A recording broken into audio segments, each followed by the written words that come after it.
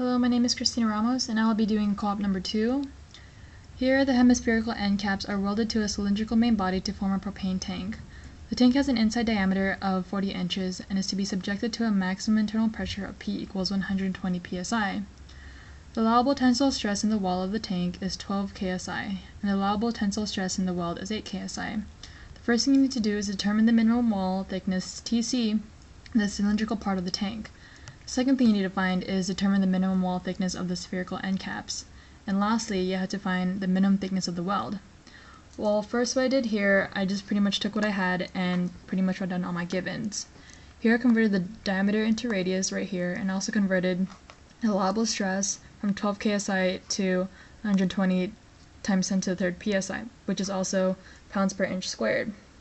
I use the equation for the cylindrical stress, where the allowable stress equals the PR over T, and I manipulated that to make it equal to T equals PR over the stress.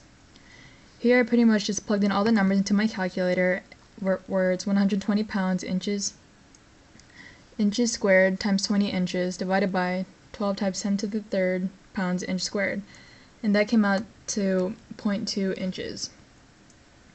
The second thing I did, I pretty much did the same thing, but instead we use a different equation where we use a spherical equation. Here, it's pretty much the same concept, but the only thing different with this equation is where the stress equals P times R over 2 times T. From here, I manipulated the equation to make it look like PR over 2 times stress equals T, which equaled 120 pounds inch squared times 20 inches divided by 2 times 12 times 10 to the third pounds per inch squared, which came out to be T equals 0.1 inches. After that, for part C, determine the thickness of the weld. It would be the same concept as B. From this equation, we plugged in the numbers in here, but this time instead of using 12 times 10 to the third pounds per inch squared, we used 8 times 10 to the third pounds per inch squared. And from that we do 120 pounds inch squared times 20 inches divided by 2 times 8 times 10 to the third pounds inch squared. And that came out to be T equals 0.15 inches.